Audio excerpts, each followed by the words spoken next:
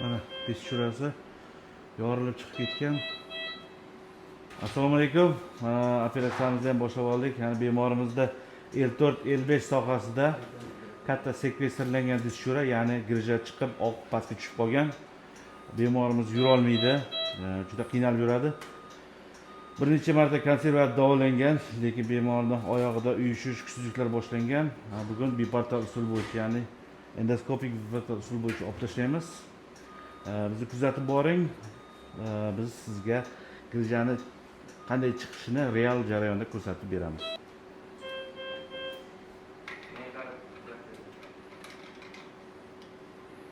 Mana peshchurasi yorilib chiqib ketgan. Operatsiyamizni yakunlab oldik.